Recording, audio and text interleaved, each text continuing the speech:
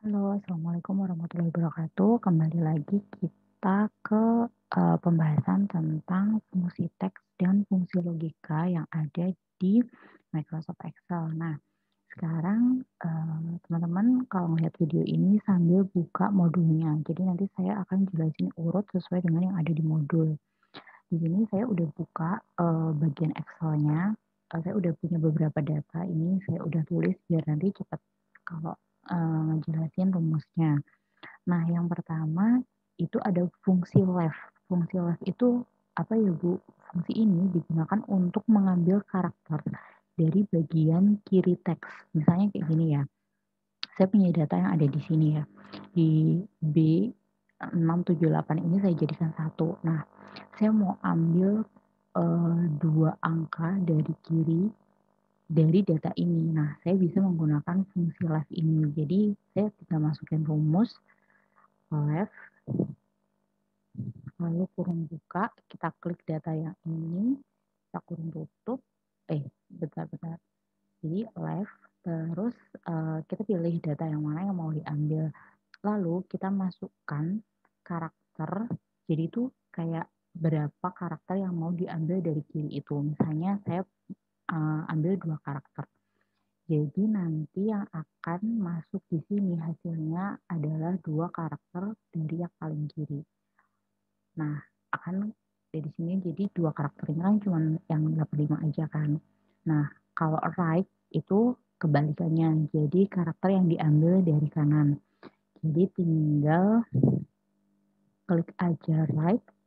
Nah, kita klik datanya, terus titik koma, terus kita mau ambil berapa karakter dari sana, lalu tutup kurung, otomatis yang akan terambil adalah FT-nya aja. Mid itu adalah untuk middle. Middle ini biasanya kalau kita tuh ngambil, biasanya datanya banyak tuh. Nah, kita tuh ngambil dari tengah-tengah. Tapi kita nggak tahu dia tuh karakter keberapa. Jadi kita bisa gunain salah satunya ada rumus middle ini. Nah, kita klik dulu datanya, lalu kita pilih. Nah, startnya itu mau diambil ke karakter yang berapa. Saya tuh mau ngambil yang 003 ini. Jadi, saya berarti mulai mengambilnya dari karakter yang keempat. Jadi 0 ini kan karakter yang keempat ya, setelah 85 slash lalu 0. Nah, ini ada karakter keempat, lalu titik koma, nah diambilnya berapa karakter? Saya mau ambil 3 karakter dari karakter 0 itu. Oke, kita tutup. Udah, akhirnya 003 ini. Itu. Nah, selanjutnya ada fungsi upper, lower, dan juga proper.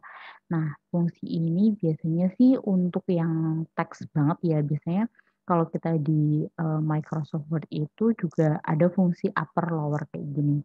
Nah, fungsi upper itu sendiri digunakan untuk mengubah teks menjadi huruf besar semua. Jadi misalnya kayak gini, saya pakai fungsi upper. Oke, nah ini udah keluar. Nah, saya mau mengaperkan ini, alpukat ini, si alpukat ini.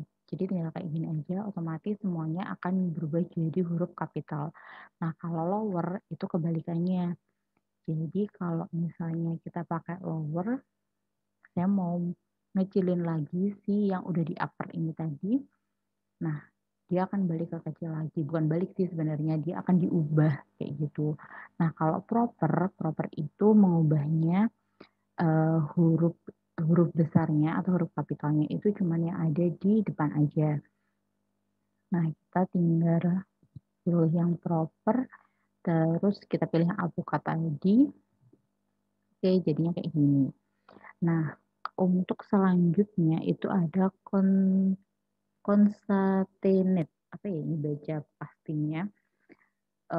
Semoga gitu benar bacanya. Ini biasanya digunakan untuk menggabungkan beberapa teks. Jadi kalau misalnya saya pakai fungsi ini,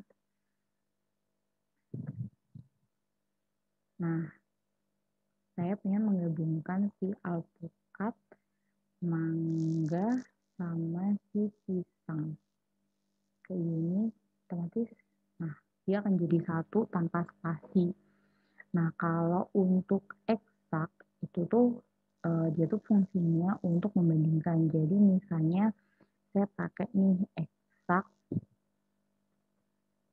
Nah, eksak antara si sel alpukat sama si sel mangga. Nah, karena dia akan mengecek itu tuh sama nggak sih isinya. Ternyata isinya tuh nggak sama, makanya dia akan keluar hasilnya itu false. Nah, untuk yang true biasanya saya akan pakai yang alpukat di sini sama alpukat di sebelahnya. Nah, dia akan keluar true karena yang dia bandingkan itu nilainya sama, kayak gitu. Nah, selanjutnya ada fix. Fix ini digunakan untuk membulatkan nilai numerik. Jadi kalau misalnya teman-teman tuh punya bilangan kayak gini ya. Terus kita tuh saya pengen bulatkan dia jadi cuma sekitar satu angka di belakangnya koma. Nah, dia akan membulatkan, jadi caranya teman-teman bisa sih pakai yang di general yang di sini, yang number itu sebenarnya. Tapi ini ada rumusnya seperti ini caranya. Nah, terus kita ambil mau berapa angka, mau berapa desimal di belakangnya koma. Saya mau 2 ya di sini, jadinya kayak gini. Jadi cuman 123,56 kayak gitu. Nah, selanjutnya ada len. Len itu digunakan untuk menghitung banyaknya karakter. Jadi misalnya saya pengen tahu karakternya si alpukat tuh sebenarnya tuh berapa karakter ya. Nah, ternyata alpukat itu terdiri dari 7 alfabet kayak gitu. Terus trim ini digunakan untuk menghapus spasi dari teks kecuali spasinya itu tunggal. Jadi saya di sini punya jambu biji, dia tuh spasinya lebih dari 1 ya. Nah, ini kayaknya spasinya 3. Saya akan kasih 3 spasi. Nah, ini saya akan pakai term si teks ini. Nah, dia akan jadi satu spasi. Jadi dia tuh dia nggak akan ngefek kalau misalnya ini tuh spasinya cuma 1. Jadi dia tuh akan ngefek di spasi 2 atau 3. Jadi mungkin fungsinya trim ini sendiri tuh kayak merapikan dokumen kalau misalnya kita tuh kayak salah ada kayak ketambahan spasi kayak gitu. Jadi biasanya kita bisa pakai fungsi ini. Nah, kalau untuk fungsi teks ini digunakan untuk mengubah nilai numerik menjadi data teks serta mengatur tampilan dengan format. Jadi gini, kalau teks ini saya akan masukin coba si teks ini dari sini ya, biar teman-teman bisa lihat. Jadi value-nya yang saya mau ubah tuh ini. Format teksnya tuh apa? Saya pengen kasih dia rupiah. Sebenarnya pakai yang di number itu juga bisa kan. Nah, ini ada cara lain juga.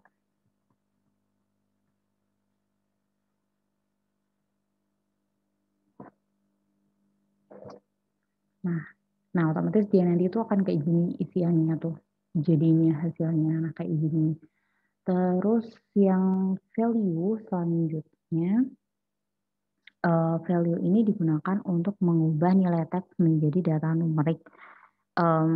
Cuman saya dari tadi udah nyoba value ini, kayaknya ada isian yang kurang. Cuman saya akan coba.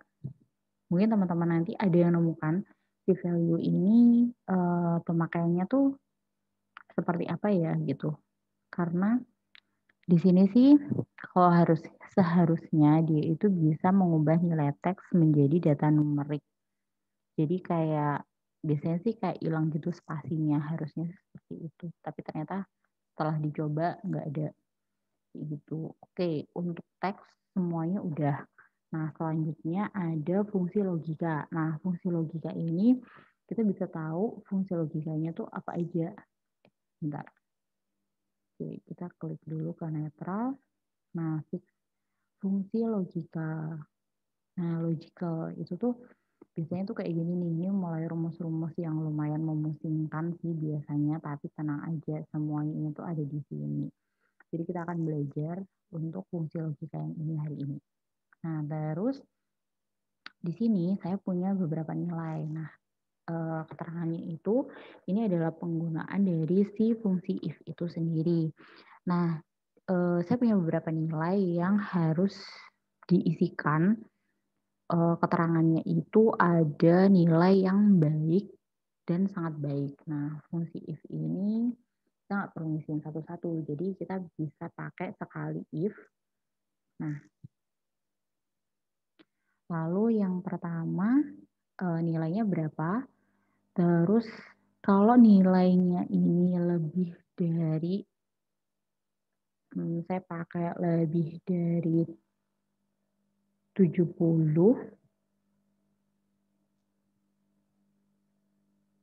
dia akan mengisikan keterangan dengan sangat baik. Nah, kayak gini. Tapi selain itu, dia hanya akan punya keterangan baik. Nah, kayak gini. If-nya itu cuma kayak gini aja. Ini kalau misalnya dia cuma punya dua kondisi. Itu yang dinamakan if tunggal. Nah, otomatis karena dia lebih dari 70, dia akan punya keterangan sangat baik. Nah, di sini kan ada yang 65 sama 43. Nah, dia akan keterangannya tuh keluarnya cuma baik aja. Tuh, karena dia belum sampai di nilai 70.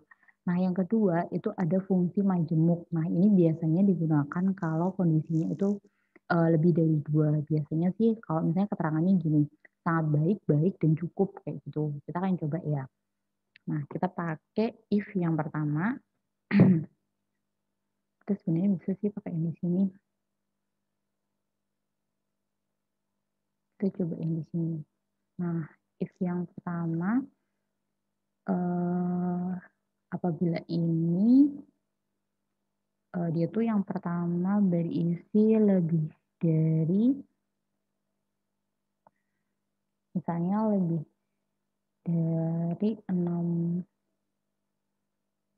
dari 80, maka dia itu akan berisi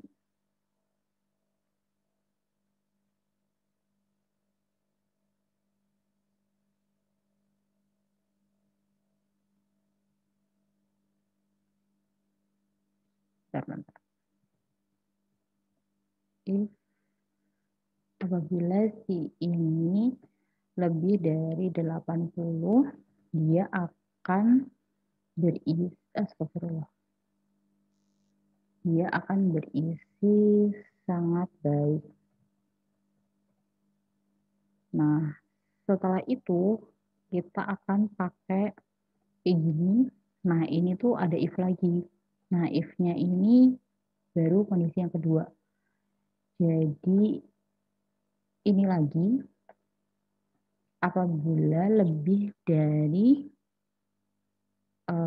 berapa ya, enaknya pakai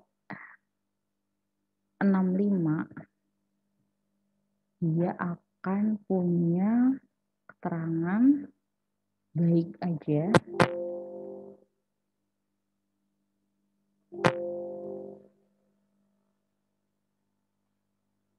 Dia akan punya keterangan baik. Dan selain itu keterangannya adalah cukup. Oke.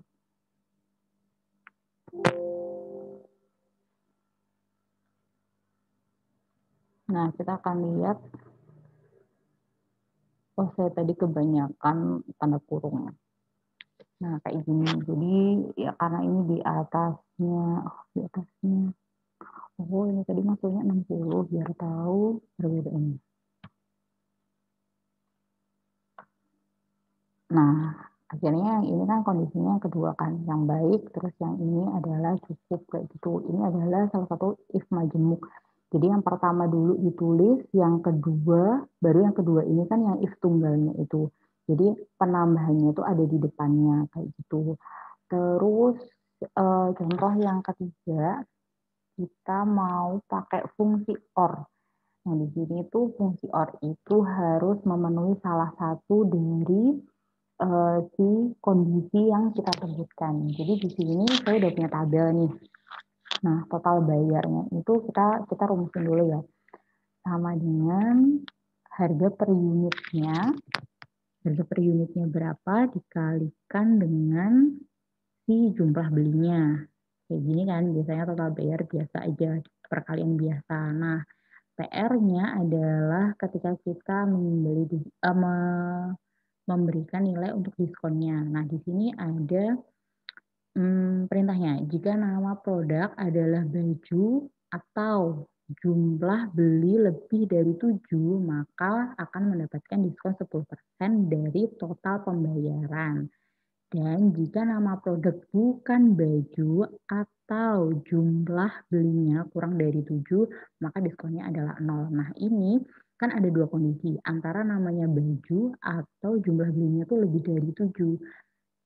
Kalau salah satu aja itu sudah memenuhi, otomatis dia akan diproses oleh si rumusnya ini, kayak gitu. Jadi kalau misalnya namanya baju, tapi jumlah belinya nggak sampai 7, itu dia akan tetap dapat diskon. Kayak gitu. Nah, kita akan coba pakai rumusnya. Jadi kita akan tetap pakai if ya, karena kan ada dua kondisi. If-nya yang pertama adalah dikasih or dulu, terus apa itu? Baju. Jika ini sama dengan karakter baju, maka orang yang satunya, jadi ada di logical keduanya, itu adalah jumlah beli lebih dari 7. Ini ditutup kurung dulu untuk or-nya, terus titik koma, maka dia akan mendapatkan 10% dikalikan si total pembayaran. Kayak gitu. Nah, selain itu, dia akan punya 0% diskon. Terus kita tutup yang if-nya. Jadi kondisi or-nya itu di sini aja, terus yang ini adalah kondisi if-nya. Semoga teman-teman bisa paham. Nanti kalau nggak paham, diulang lagi aja. Jadi logikanya itu yang pertama adalah si kondisi or-nya dari yang baju atau jumlah beli, terus if-nya itu tuh dipakai ke total bayar. Jadi kalau dari dua kondisi ini ada salah satu yang memenuhi, otomatis dia akan dilanjut ke kondisi berikutnya, yaitu dia mendapatkan diskon atau tidak, kayak gitu. Nah, kita akan coba enter, ternyata dia dapat diskon karena ininya baju. Nah, kita akan lihat apakah yang lainnya akan mendapatkan diskon juga. Nah, ternyata yang tas dan juga kaos dapat diskon. Karena apa? Karena jumlah belinya itu dia memenuhi dari kondisi yang ada di sini. Jadi kan pembeliannya lebih dari 7 dan yang kaos ini juga lebih dari 7. Yang ini kenapa nggak dapat diskon? Karena dia bukan baju dan dia pembeliannya juga tidak lebih dari 7. Akhirnya dia nggak dapat diskon. Kayak gitu logikanya. Terus yang kedua ini adalah fungsi N, yaitu fungsi dan. Jadi kalau dan ini adalah kebalikannya dari or sendiri ya. Jadi kalau dan, dia harus dua-duanya memenuhi syarat untuk dilakukannya si rumus ini. Jadi di sini juga ada perintah. Jika nama produk adalah baju dan jumlah belinya lebih dari 7, maka diskonnya adalah sebesar 10% dari total bayar. Dan jika nama produk bukan baju dan jumlah belinya kurang dari 7, maka diskonnya harus 0. Jadi di sini yang dapat diskon itu hanya yang membeli baju dengan jumlah lebih dari 7. Kalau dia cuma beli baju aja, dia nggak akan dapat diskon tetepan. Kayak gitu. Jadi dua-duanya itu harus dipenuhi ininya, kondisinya. Oke, kita setting total bayarnya dulu ya. Jadi total bayarkan dari jumlah beli dikalikan dengan harga per unitnya. Nah, total bayarnya ini kita tarik dulu ke bawah. Nah, terus diskonnya gimana? Diskonnya sama, pakai yang tadi, pakai if dulu depannya karena dia ada dua kondisi kan. Lalu kita pakai N. Nah, N-nya ini baru yang di logical pertama. Logical pertamanya apa? Produknya itu sama dengan baju. Ini kebiasaan. Ini baju, terus setelah itu kondisi selanjutnya apa? Si jumlah belinya ini harus lebih dari 7. Oke, dari situ udah ya, kita tutup. Ini di N-nya udah kan. Setelah itu kita pakai kondisi yang di diskonnya. Nah, di diskonnya itu kan kalau kedua kondisi ini itu dipenuhi, maka dia akan mendapatkan diskon sebanyak 10% dari total belanja yang dia bayarkan. Kalau tidak, dia akan memiliki 0 diskon, 0% diskon. Oke, kita tutup. Kita enter. Oh, ternyata dia dapat. Soalnya dia beli baju dan jumlahnya lebih dari 7. Nah, yang lain gimana nih? Oke.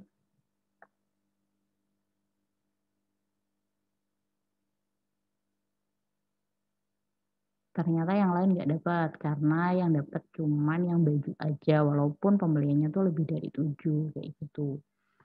Semoga bisa dipahami tutorialnya di fungsi ini. Nah, yang terakhir ini ada fungsi not. Fungsi not ini digunakan untuk menghasilkan nilai logika tuh kebalikan dari kondisinya. Jadi misalnya gini, di sini tuh ada sebuah kondisi false. Jadi kalau misalnya saya pakai fungsi not, nah ini dia akan menghasilkan true karena fungsi not ini adalah kebalikan dari si fungsi yang ada di yang kita proses gitu logiknya. Oke, semua materinya udah saya berikan contohnya. Semoga penjelasannya bisa bermanfaat dan juga bisa dipahami. Kalau ada yang kurang paham nanti bisa waktu kita kelas boleh ditanyakan ke saya atau nanti pas presentasi ada kelompok yang akan presentasi nanti kita bisa discuss bareng-bareng di sana. Nanti kita akan mungkin nyontohinnya dengan melakukan live coding gitu ya. Terima kasih banyak teman-teman sudah mengakses tutorial pembelajarannya. Semoga bermanfaat ilmunya. Jangan lupa belajar, jangan lupa jaga kesehatan terus. Akhir kata dari saya, wassalamualaikum warahmatullahi wabarakatuh.